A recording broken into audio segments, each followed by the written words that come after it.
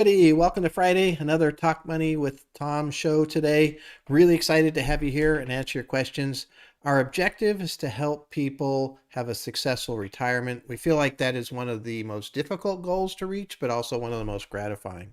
And we work on three main areas in terms of the education here, and that's retirement planning, tax planning, and really how to manage your money. So no matter what age you are, whether you're 20 or 80, you still should probably be learning about your retirement and how that works and what's changing and how to kind of maximize your situation. So that's what we do here today. So you can send your questions in, and Eason, who's with me today, is another one of our advisors. He'll be the moderator, ask the questions and gather them. He'll follow up with some other questions for me and put in some other input, and we try to kind of really build out the answers to these. So you can send the questions in to Ask Tom at talkmoneywithtom.com. We have chat now available, so you can see the little chat board next to our pictures. And so you can sign into YouTube and put in your questions there. And of course, if you want to continue to get information from us, you can subscribe to this channel by hitting the subscribe button, hit the little bell. You'll get a notice when we put new content on the channel. Or you can give us your email address by sending it to the Ask Tom address there. And lastly, if you have something kind of more custom or more personal that you want to ask or talk to us about, you can actually go on our website and hit the book an appointment link and set up a half-hour video or phone conference, and we can just talk with you and see if there's anything that we can help you with as far as that goes. All right, I always like to start off the show with a summary of what's happening for the week in the stock market specifically. And this has been a really incredible week, really different. We've had this underlying issues that are both positive and negative that have been going on all year. We have supply chain issues. We have really labor shortages with lots of unemployed, but people aren't willing to come out to work at the rate that needs to happen in order to kind of fill the demand. We have great earnings growth. We have low interest rates, and we have lots of things on the positive side.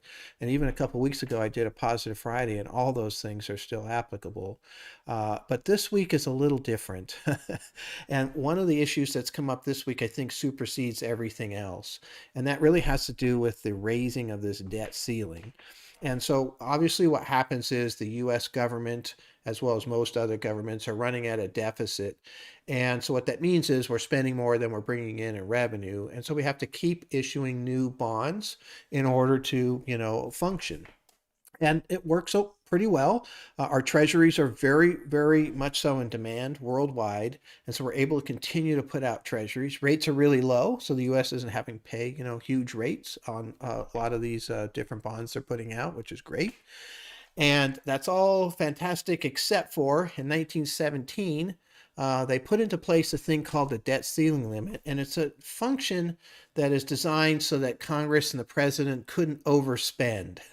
They'd have to come back to Congress in order to get an approval to raise the debt ceiling, which makes some sense, except for the fact that in 1974, we actually put in a formalized budgetary process where a budget is created and everybody spends against that budget, and we no longer need the debt ceiling. But the fortunate part of this is that the debt ceiling has been discovered as a fairly powerful political weapon. And so that's what's happening here. So on Monday, they pushed through a bill to the Senate from the House to raise the debt ceiling. None of the Republicans voted for it. And in this particular case, there needs to be at least 60 votes in order to get the debt ceiling increased. Didn't happen. And so the market has been struggling with this all the way. We were told this week also by Janet Yellen that we have enough money until the 18th of October. After that, we might start defaulting on some of our debt. This would be a really, really bad outcome. And everybody seems to know this, with the unemployment spike that would happen and all of the things that you can't even imagine that could happen from a default. And yet we're still kind of careening towards this date of October 18th.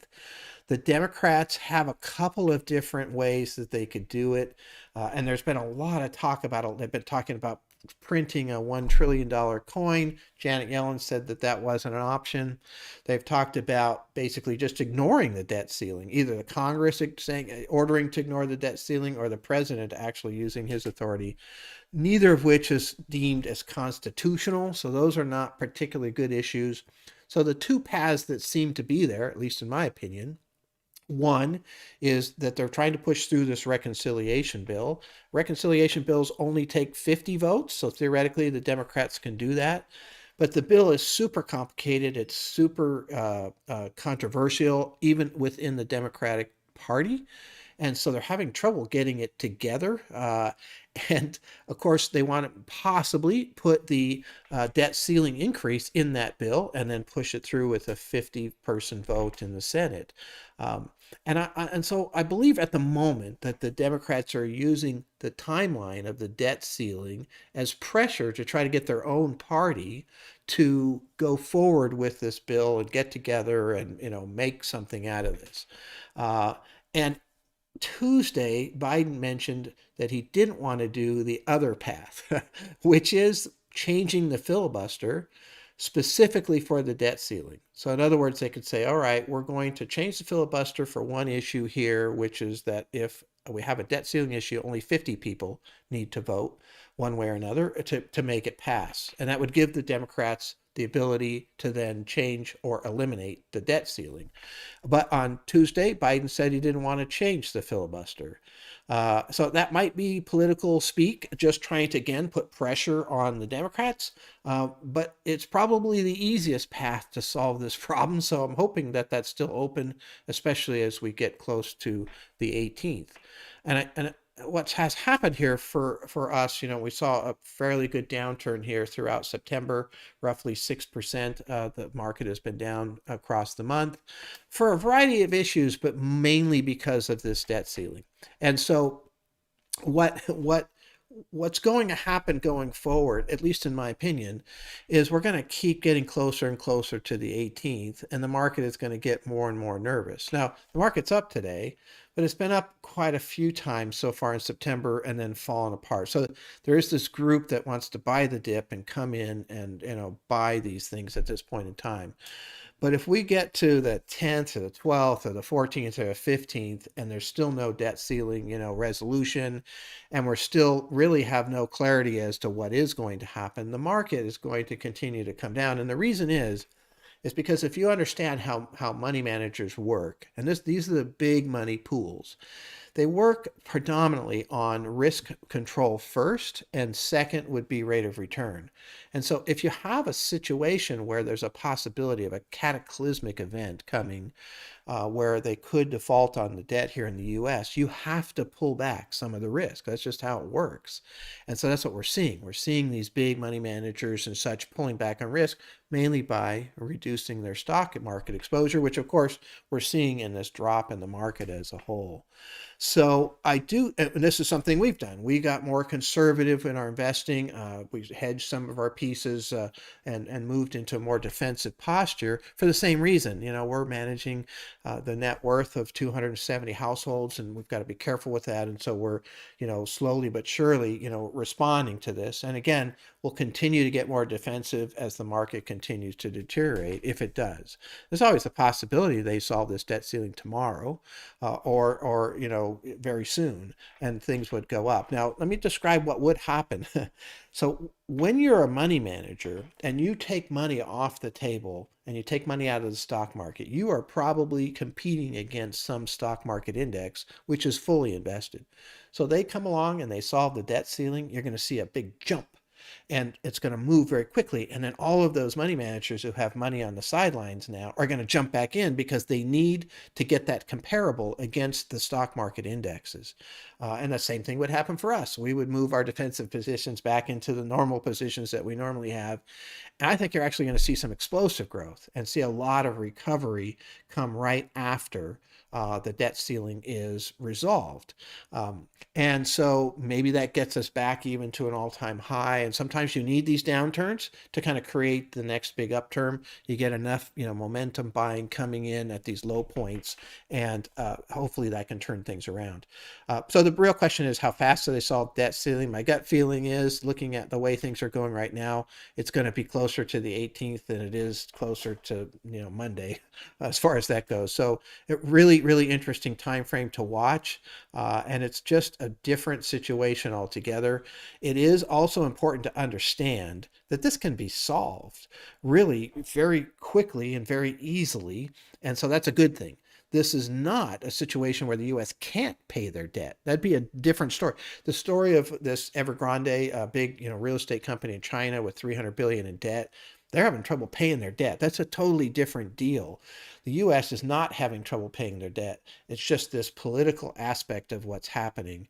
But our political system right now is really divided. So that's going to be the big challenge. It's just trying to figure out what happens there. So, hang in there. I think there'll be some opportunity. We have some defensive positions now that are out of the market that if things come down, we can come back in.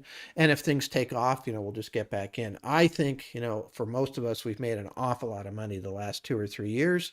And so, making sure that we don't lose a big chunk of that in an actual default is probably prudent to get a little bit conservative here as far as that goes. I do not normally advocate that. I'm a huge advocate of staying in, making some small adjustments. So if you have a 60% stock exposure, kind of staying at 60% stock exposure, because getting in and out is a really, a fool's game. This is a different situation.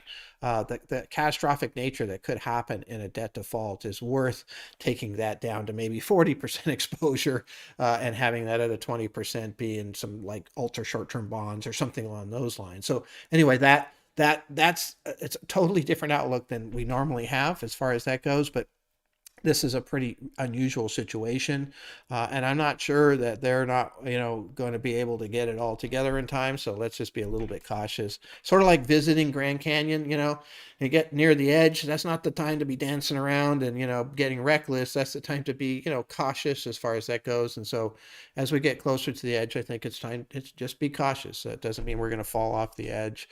And again, I think there could be some opportunity once they do resolve this. So anyway, that's what's been happening this week. I find this very, very fascinating right now.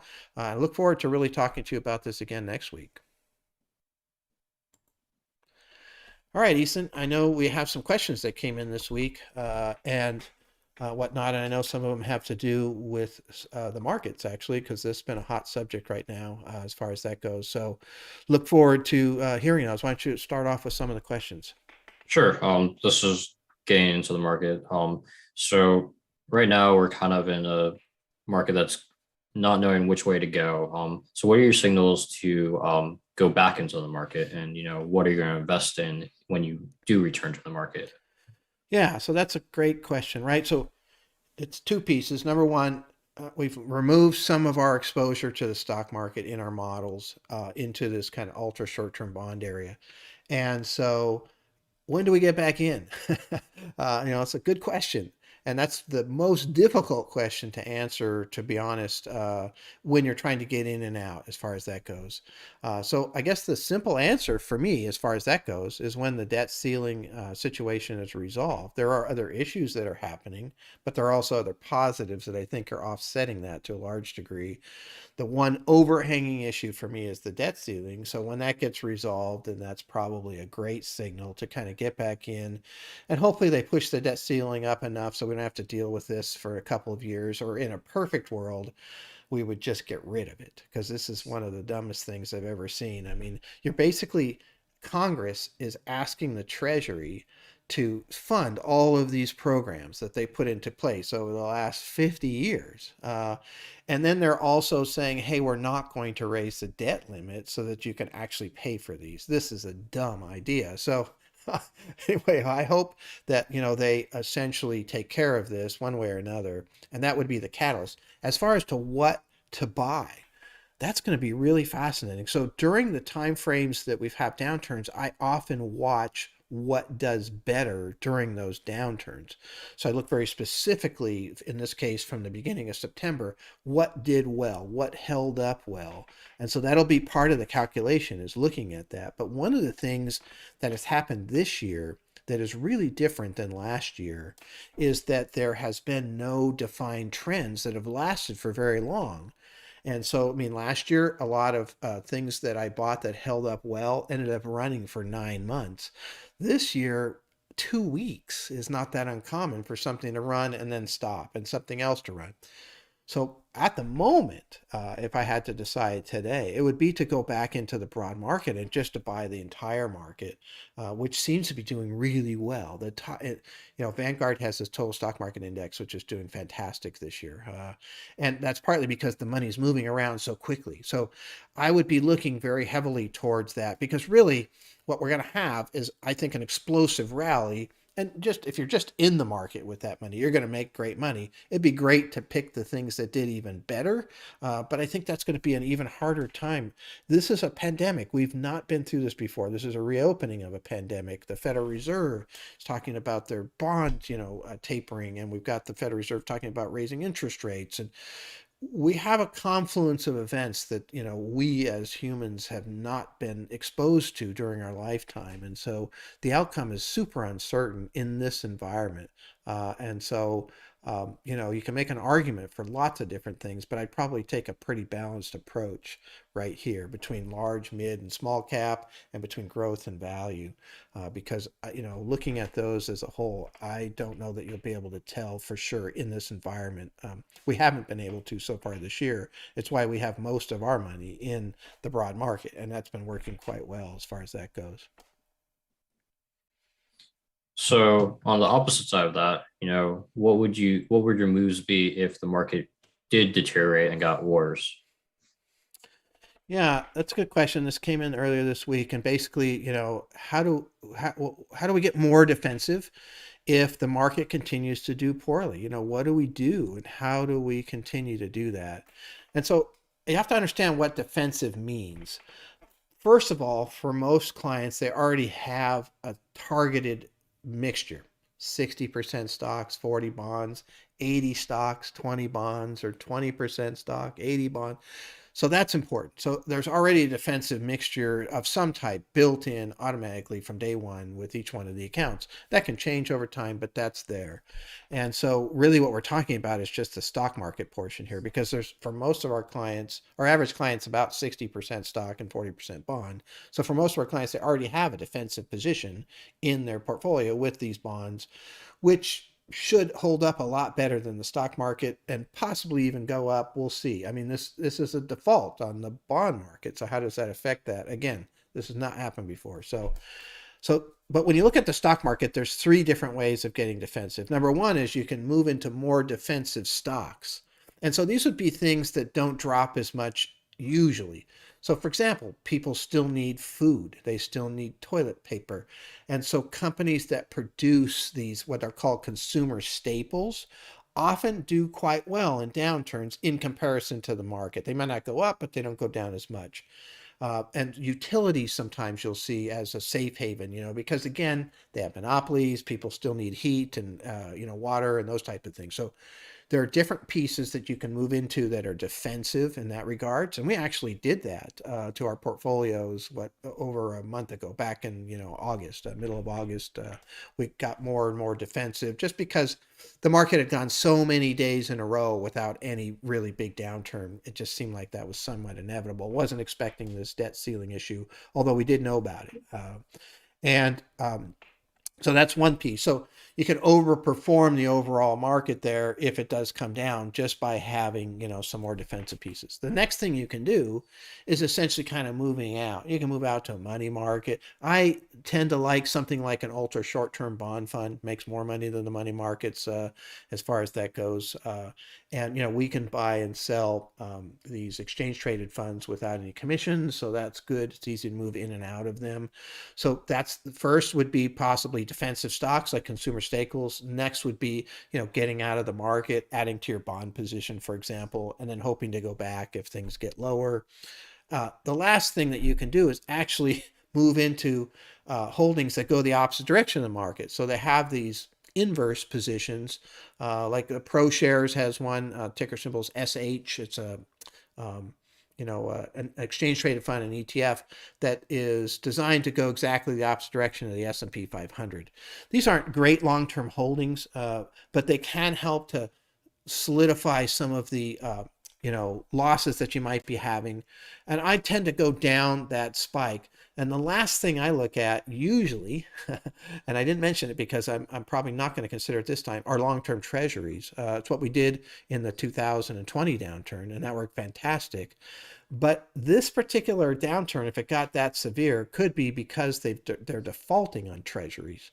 And I have no idea how the treasury market's going to react to that. So I probably stick to those first three categories. And again, I only move into those as things get more and more severe. We don't do this very often, that's for sure. And again, I wouldn't normally, do this, but we had a 35% downturn in about 6 weeks last year. Had to get a little bit defensive there somehow.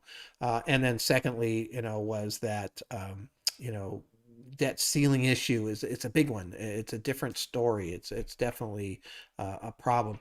And one of the problems you have to understand about the debt ceiling is we don't really know what's going to happen.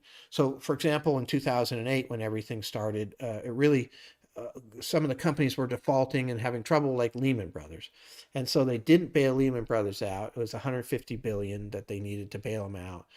And what people didn't realize, there was all these other dominoes sitting next to Lehman that nobody really realized. And when they folded, boom, boom, boom, all these dominoes are falling. So if they default on the debt, that's a big issue. What are the dominoes? What's sitting out there that's waiting to fall based on that weakness that could happen? So that's where you get more and more defensive just to try to protect yourself. One of the things about retirement, in my opinion, is that you can't really suffer a 14-year downturn. You can't sit there. I'm a big buy and hold believer, but the depression, the stock market dropped 86%, and it took 14 years to come back. You can't go through that as a retiree, believe me. So that's where you want to be a little bit more cautious in these more extreme situations. The rest of the time, you should really just be buy and hold with some small movements of some targeted indexes. Then that seems to work pretty well. But this is one of those situations to watch out for. And I'm not trying to scare people here because I really don't think it's going to happen. I actually think what we've already done should be enough. And then we'll be able to come back in. I'm just hoping to be able to buy at a little lower point and buy some good quality things, buy some broad stock market pieces, and once they resolve the debt ceiling, I would suspect that things could really jump because everybody's going to be trying to get back in at one time because they're being compared to a stock market index, and they don't have everything in the stock market right now. So anyway, that is what's kind of, in my opinion, a strategy to take a look at for getting more defensive.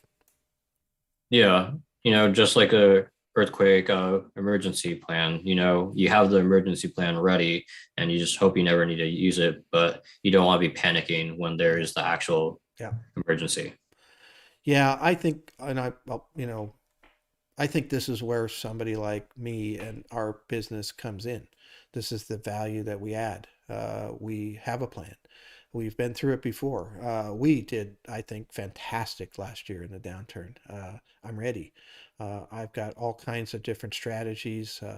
Unfortunately, these big downturns are becoming more common. I don't think this is going to be one, but if it does, we do have a plan.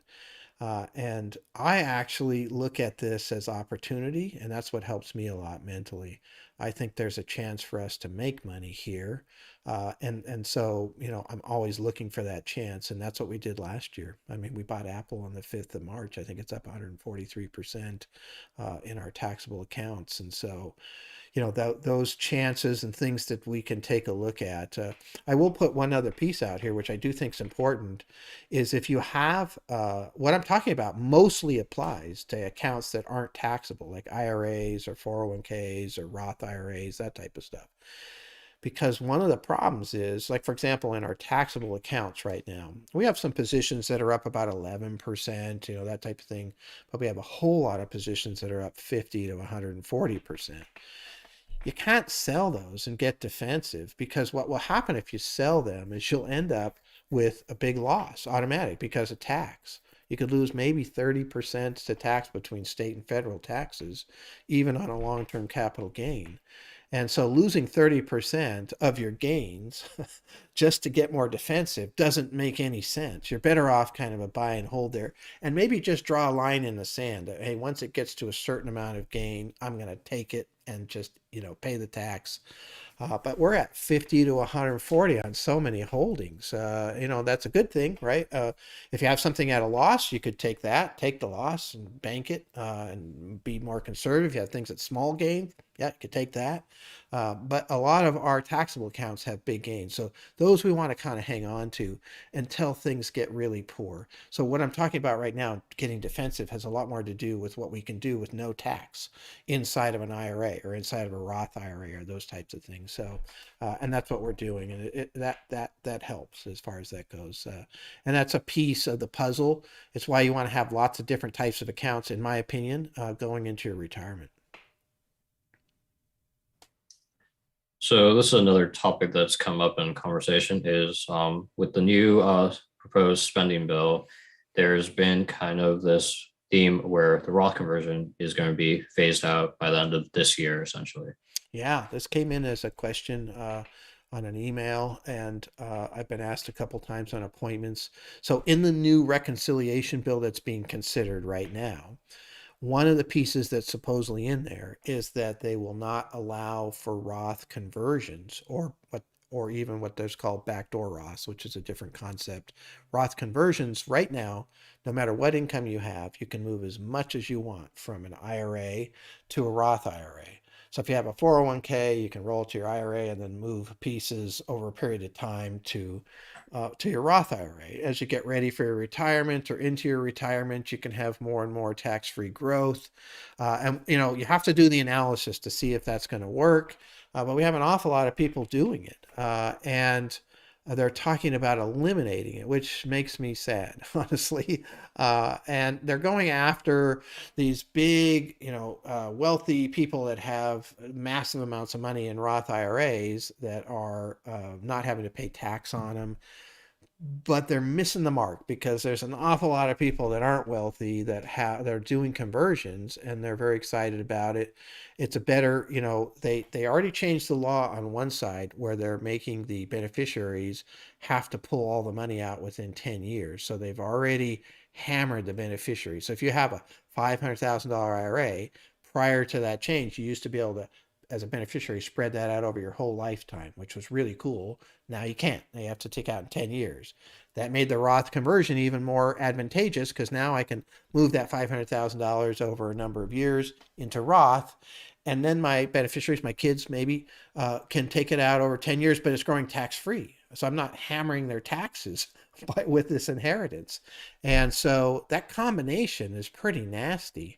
I totally disagree with it. But there will be some strategies on what we do if they do pass that. What I've seen so far is the talk about being able to, change it in by the end of the year. So in other words, you'd have between now and the end of the year to do something if you wanted to do some more conversions or get more aggressive with your conversions.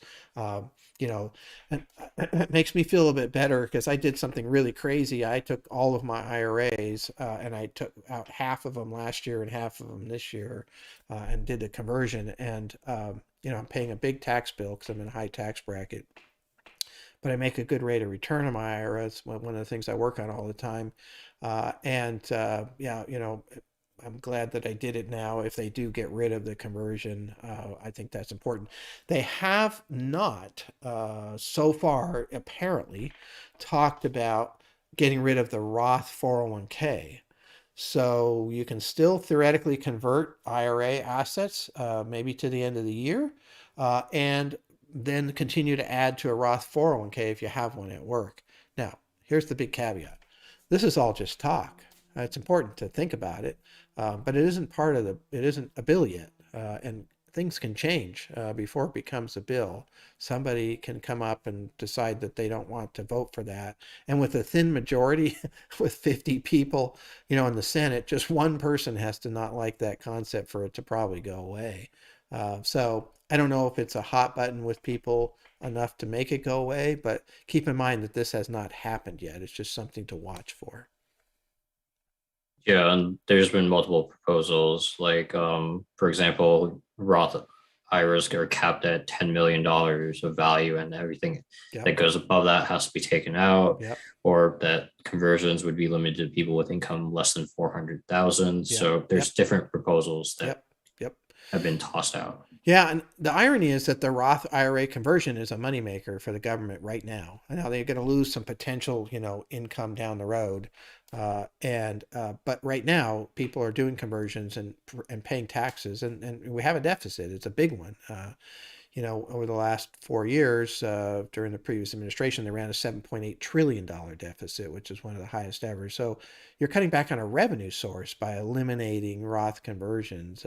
Now, maybe you're replacing some of that revenue sources with higher taxes on capital gains or higher taxes on corporations or something along those lines. But I don't get why they let that stop.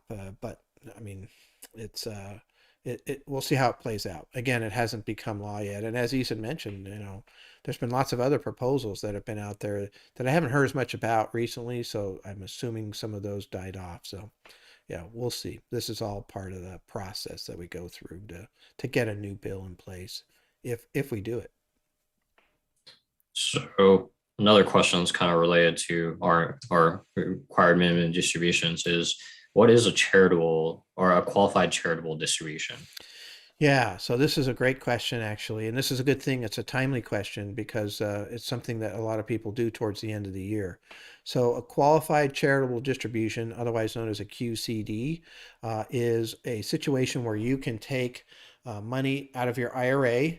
If you're over 72, you're required to take a certain amount out, and you can take all or part of that required amount that has to come out and give it to charity, and then it doesn't end up on your tax return. It's one of the best ways to get a write-off for a charitable contribution.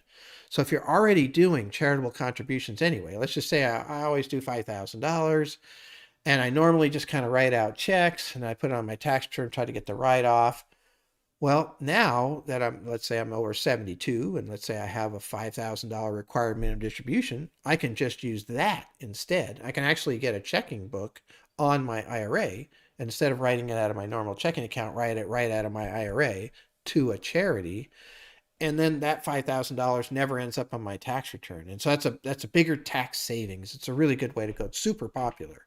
The QCD, the qualified charitable distribution, is very popular. It is the way to give money to charities once you're over 72 and you're using this, because you can only do it with your required minimum distribution, which only happens after you're 72 years old, and only if you have money in IRA assets and those types of things that has to come out. So it's a really cool way to go, and it's a good question to ask because a lot of people do it here at the end of the year when they kind of know their situation quite well. The only thing you have to be careful of is don't wait too long, because in order to count it as a distribution from your IRA, the charity actually has to cash the check.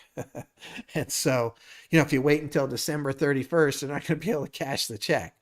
So oftentimes you want to be doing this here in October, November, get that money to the charity, make sure that they receive it, make sure that they cash it, that type of thing, so that you can get that write-off. Otherwise, let's say I give a $5,000 check to a charity. They don't cash it until next year. That'll help me next year. But it also means this year I didn't take anything out of my IRA. So I still have to take the 5,000 out of my IRA and pay the taxes on it this year. So, make sure that check gets cashed by the charity. And we've had lots of little problems with that where the check hasn't got lost or whatever. So yeah, give yourself a little bit of time to make sure that happens. Yeah, it's important to take your RMDs because the penalty is very brutal Yeah. compared to other penalties in the tax code. Yeah, it's half. So if that $5,000 you don't take it out, it's a $2,500 penalty. So that's one of the highest penalties. I've never seen anybody pay it, honestly, in 35 years. But that's because people do pay attention to it. Yeah. So this is another question about taxes. What happens to my situation when if my spouse would pass much earlier than expected in retirement? Yeah, that's actually a great question, and it's something a lot of people don't think about. Because let's just say, for example, you're married, you're in retirement, you're living a life, that you are liking and designed and what have you, and then one of you passes away. a couple things happen. Number one is, in my experience, the one single person still needs about 90% of the income that was coming in before. And so only about 10% of the income actually drops off. I know that it's a two people, one dies off, but it doesn't drop 50%. That there's still property tax doesn't change. Homeowners insurance doesn't change, or so many things don't fall off. And so what that means it's that if you had just make up a number, let's say I'll use a high number, but let's say you needed $100,000 to live off of as a couple, and one of you passes away, you still might need $90,000 worth of income to live off of. And what the significance of that is that you still have to generate that somehow, and some of that's going to be taxable. And what happens is that you're moving in from the joint tax return brackets at 100,000 to the single tax return brackets at 90,000. You're going to pay a lot more tax in that situation, which is part of the reason you need the 90, because the tax actually goes up. But that's one of the things that a lot of people don't really think about in their planning process, because incomes fall off. The smaller Social Security, if you're receiving it at that point in time and you're retired, would drop off. And so now, I'm getting less income in, and I still have a need for, to live, my $90,000 need, and I have to generate that, and I have to pay more tax too, because the single tax brackets aren't, as good as the joint tax brackets, for obvious reasons. So it's really something that you need to think about and something to plan for in the overall process. And we can test that in a financial planning process and take a look at what would happen and how that impacts things and how that impacts the other person, especially if you have fairly large dollar amounts in IRAs. That single person still has to pull out after 72 the income, which is now a lot more expensive because the tax brackets are higher. And if you take a look at Medicare, so Medicare has brackets, right? And so all of a sudden, you weren't in a higher bracket as a couple with 100,000. I'm making this up, but let's just say with 90,000, all of a sudden you're in a higher bracket. So now you're paying more for Medicare too. So you have to think about that. That's part of the process of going, from a couple back to a single person, as far as that goes. So it's an interesting adjustment. Most times it works, and I've seen a lot of good situations. But that's because the people that I'm meeting with are pretty prudent. And they've saved enough money to take care of some of these different scenarios. So it's worth looking at in the financial planning process. And it's a really good question. Yeah, and I've heard some scenarios where people have bought life insurance just to cover this situation Mhm. where you get your life insurance proceeds tax free because you paid into it, the death benefit, and then they use that death benefit to convert the IRA into Roth essentially to avoid that issue. Yeah. Yeah, exactly. So that's something you can model in the financial plan. Do I need life insurance to make this work? What if I don't have it? What happens? If I do have it, what happens? What if I use it to convert my IRA to Roth? What happens? And you can figure out, and then how much do I need? You can figure that out. I mean, that's just the numbers. It's just math, and these programs can do it. So, a lot of people don't feel like they need life insurance in retirement, and they're right, actually. But there is a group that might, and it might be a great way to make sure that your spouse isn't all of a sudden living a lower standard of living just because you passed away. And so, having that set up in advance would be, ideal. So, yeah, that's a good thought there, Ethan. I think there's some power in that too. Yeah. So this next question is kind of like a big purchase. So this person needs a new car. They could pay for it in full. Is there any reason to kind of borrow instead of paying in full? They say, interest is low, so they're kind of leaning towards borrowing more. Yeah.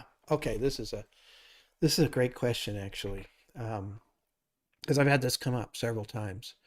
And I'm a big advocate of not taking on debt, especially in retirement, because I think that it creates a situation where you have a higher uh, overall need. And if things fall apart in the stock market or other areas of your life, it's harder to consolidate and crush that, amount of money that you need down when part of it is fixed inside this loan payment. So generally speaking, I would say figure out how to pay it without the loan. However, there are some situations where it just doesn't make sense to not take the loan. So for example, I had a situation where I've got two scenarios. In both scenarios, the people did not have enough money in on hand to pay for it outright. Let's say it's a $40,000 vehicle. They didn't have $40,000. So in one case, they're going to have to go sell some highly appreciated assets in order to get the $40,000. Well, that creates a huge problem. I mean, you might pay $10,000 in tax, even at long-term capital gains tax, to sell that $40,000. And you have two problems there. One is the tax, right? So $10,000 is a huge cost. But then secondly is the fact that now you gave them up $40,000 asset that has been appreciating quite well. That might do quite well, over the next 5 years that you could have a loan for. In that situation, let's say the loan's at 1.9% or something like, or even lower in some cases, you're better off with a loan than selling that highly appreciated asset. The other case is similar. No money to pay for the car and everything's in an IRA. That's the other asset they have. And so, again, have to pull $40,000 out of an IRA that you didn't need to normally, and you pay full tax on that, again, that could be more than $10,000.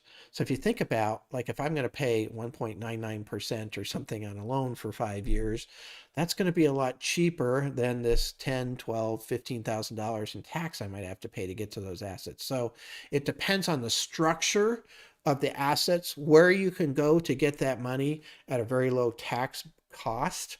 And so that could be cash, that could be bonds. There's a bunch of different places to look.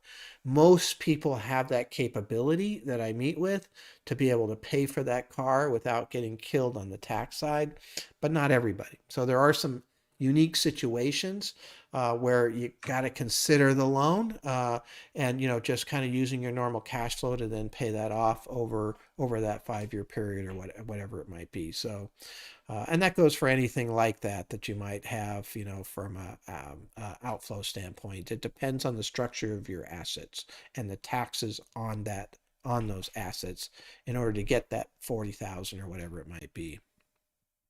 So another play on this situation is, say I came into $50,000 of cash. Um, I could borrow and invest the difference into the market, which I expect to get a higher return than the interest rate. Or do I just go the safe option, pay cash, not worry about it, and just let be? I'm not an advocate of borrowing to invest, basically, which is what you're saying, just personally, only because in the situation I was describing, there was going to be a cost to liquidate, and so borrowing is better. But in the scenario you just described, there isn't a cost. I already have the money, but I'm going to decide to invest that money and then go borrow, right? And that Mhm. comes up a lot. People ask me those type of questions all the time. I'm not an advocate because what happens is now what you've done is you have set up a scenario where you have to pay this back and put it into an area where you might not make any money. I mean, the stock market can go down quite a bit. And a lot of people get really locked into, oh, I'm going to make 12% a year, every single year. So why should why I should invest that and pay 2% on the loan? That's a no-brainer. Well, I hate to tell you, it doesn't always work that way. It has worked that way for quite a while now, but you don't know what you're facing over the next 5 years. So that's basically leveraging is what you're doing there to put money into the stock market. Because the most common question I get is about, hey, should I borrow against my house? And because I can get it for such a cheap amount and put that into the stock market, which I really don't advocate because now you just put your house at risk. And now you have this guaranteed must pay back scenario on one side, and the money's over in the market, which has no guarantees. And people, you have to study the market to realize how bad things can get in order to really have a more sober outlook on it. And during these time periods where we've had so many good runs and so many people just they don't get it, and they just think the market's always going to go up and up and up and up. And I hope they're right. I really do. But when you're looking at it from an analysis standpoint, I'd probably be much more conservative and much more um, play those odds a little bit better. So if you had the money, I'd probably do it. Or I guess the other option would be keep the money in your checking savings account or a CD or something super safe, and then maybe buy the car on a loan. And the only reason you do that is because you want to have a bigger cash buffer for emergencies. And if things did get, a little south, you could just take that cash and pay off the loan early too. So putting it in the stock market, though, is a totally different deal because of the potential for big loss. You could lose half of that. Now you're down to 25,000 from that 50,000. You still owe 40 on the car.